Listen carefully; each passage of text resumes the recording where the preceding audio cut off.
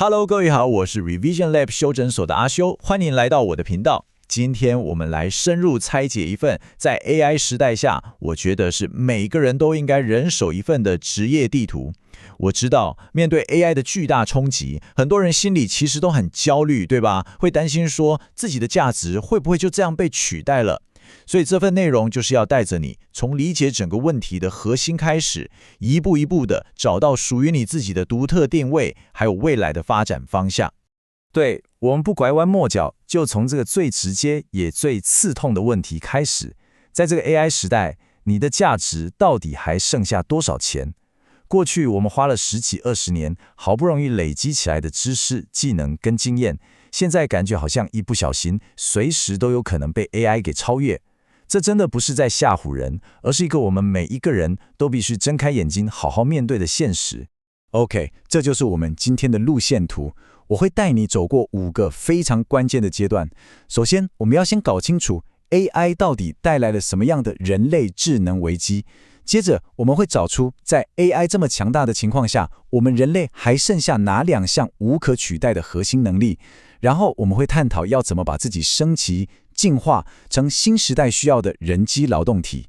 再來，我會給你3個超級實用的原則，幫助你選擇未來真正有前景的職業。最後，我們會聊聊職涯的終極進化，你該如何從一個專業的人才蛻變成一個能夠引領時代的人物。好，我們馬上開始。第一部分呢，我們先來談談這個最核心的問題。AI 帶來的衝擊其實是一場人類智能的危機哦。你要知道，這不只是一個新工具的出現而已，而是它從根本上動搖了我們過去幾百年來的教育體系，還有我們對於什麼叫做聰明的定義。香港科技大學的熊輝教授，他提出了一個很棒的框架，把人類的智能分成4個境界。第一個境界叫做博聞強識，這基本上就是我們從國小到高中一直在做的事，就是大量的記憶、大量的背誦。第二個境界是觸類旁通，這大概對應到我們的大學或研究所開始學習跨領域的知識整合。第3個境界叫一葉知秋，這需要你有很強的預測和推理能力，通常是某個領域內的頂尖專家才能達到。而最高的第4個境界就是無中生有，也就是真正從0到1的原創性創新。好，重點來了，這場危機到底可怕在哪裡哦？你看哦，在第一個境界博聞強識 ，AI 已經是完全徹底的超越人類了。你再會背書，也絕對背不過一個大型語言模型。在第2個境界觸類旁通 ，AI 的跨領域整合能力也早就把人類遠遠甩在後面。但更驚人的是什麼？是在第3個境界一葉知秋，也就是推理和預測。AI 也正在用非常恐怖的速度在追趕，甚至開始超越頂尖的人類專家。這就產生了一個極度嚴重的問題。我們過去整個教育體系花了10幾20年，主要培養的其實就是前2個境界的能力。但現在這2塊我們最引以為傲的地基，已經被 AI 整塊端走了。這就是我們所有人正面臨的智能危機。既然過去的優勢都不再是優勢了，那我們人類到底還剩下什麼獨特的價值？接下來這一點超級重要，我們來看看，在這個新時代，我們到底必須緊緊抓住哪2個核心能力？答案其實很簡單，就是這2項。第一是提問的能力，第2是鑑賞的能力。為什麼是這2個？因為現在的大模型能力真的非常強大。但有研究發現，絕大多數的使用者連他50%的潛力都激發不出來。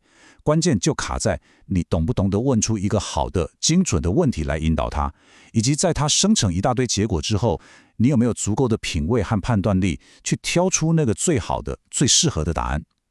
未來職場的核心競爭力，真的就是從知識的擁有者轉變成知識的協作者與鑑賞家。熊教授用他自己準備演講的例子來說明，這個概念真的非常貼切。他要去對高3學生做一場高考動員演講，他腦中先有了3個核心思想，這就是他的提問。他把這3個思想丟給 AI， 讓 AI 針對這幾個點去生成各種歷史典故、詩歌還有笑話。接着 AI 產生了幾十個選項，他再根據自己多年的經驗和品味，挑選出最適合現場氣氛，也最能打動學生的那幾個，這就是他的鑑賞力。最後的成果，就像他自己說的，是融合了他身為人類的靈魂和 AI 巨大力量的完美產物。這才是人機協作的最高境界啊！好了，當我們了解了該培養的能力之後，下一步就是要徹底改變我們對於工作者這個身份的定義。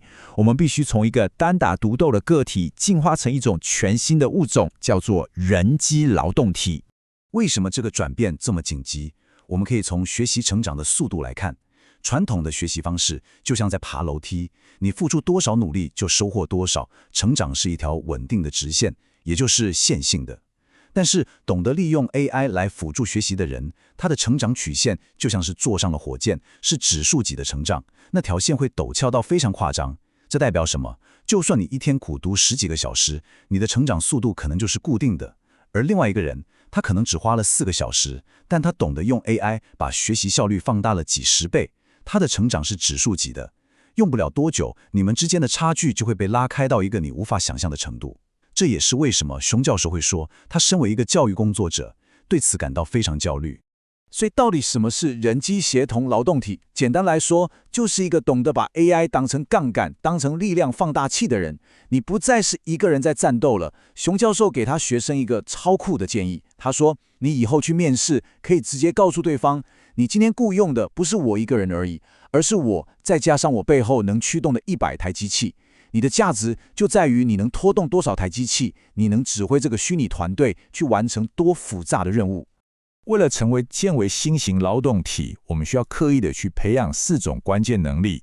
第一，也是最基礎的，就是學會用 AI 來解決你專業領域裡面的實際問題。再來第二點，我們要發展那些機器很難取代的隱性知識，也就是那些只能意會不能言傳的實作經驗和手感。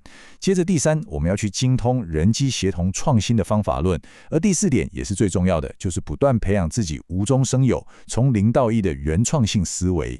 好，講完了個人能力的進化，我們來談一個更實際的問題。面對未來，我到底該選擇什麼樣的行業？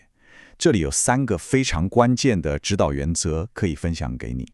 這3個原則分別是：第一，興趣原則；第二，朝陽性原則；第三，複雜性原則。第一點，興趣是這一切的基礎。為什麼？因為在 AI 時代，你只有做到頂尖才能不被淘汰，而只有發自內心的熱愛才能支持你投入到那種萬小時等級的深度。如果沒有興趣，你根本就撐不下去。那第二點，朝陽性和第3點，複雜性，到底該怎麼判斷呢？這裡有一個非常簡單但卻極其關鍵的判斷標準，就是去看這個行業的數據。請你記住這句話。一個行業的數據品質越好、越乾淨、越容易取得，那它被 AI 顛覆的風險就越高。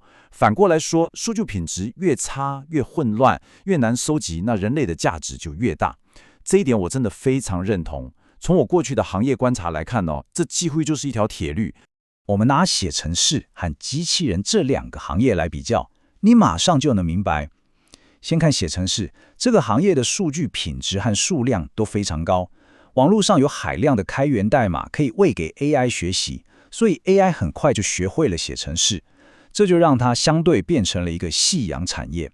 但機器人行業就完全不同了，它的數據非常難收集。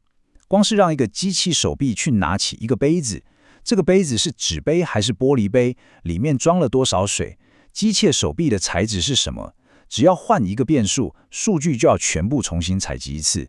像這種數據收集成本極高又極度複雜的行業，就是所謂的朝陽產業，因為 AI 很難在短時間內完全掌握它。最後，我們來談談職涯發展的終極目標。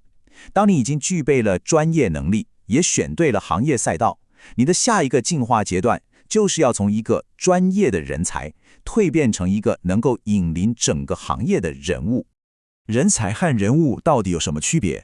我們可以這樣理解，人才是一個梯形結構，它有很深的專業深度，也有廣泛的知識寬度。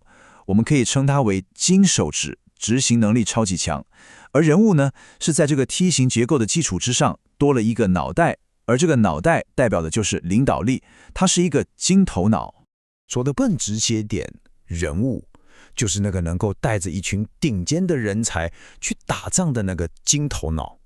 他自己不一定是執行力最強的那個人，但他懂得如何組織團隊，如何擘畫戰略，把一群頂尖人才的力量整合起來，發揮出1+1大於10的巨大效果。那人物具體在做些什麼事呢？他們在做的是搭建平台、建立系統、制定標準、創造品牌。像特斯拉的馬斯克，他做的不是只有一台電動車，他是重新定義了整個電動車行業的標準和能源生態系。又或者像快時尚巨頭SHEIN，它不是只在賣衣服，而是用一套全新的以數據驅動的供應鏈系統，徹底顛覆了整個服裝產業的遊戲規則。這些就是人物級別的操作，他們不只是在一個行業裡面工作，而是在重新定義這個行業本身。好，我們簡單整理一下剛剛的內容。我們從 AI 帶來的智能危機出發，找到了人類還緊緊握在手上的2大核心能力：提問與鑑賞。接着，我們訂立了新時代工作者該有的樣貌，也就是人機協同勞動體，並且提供了選擇未來職業的3大原則。最後，我們指出了職涯的終極進化方向，從人才到人物。這一整套的邏輯，就是你在 AI 時代下一個非常重要的生存與發展指南。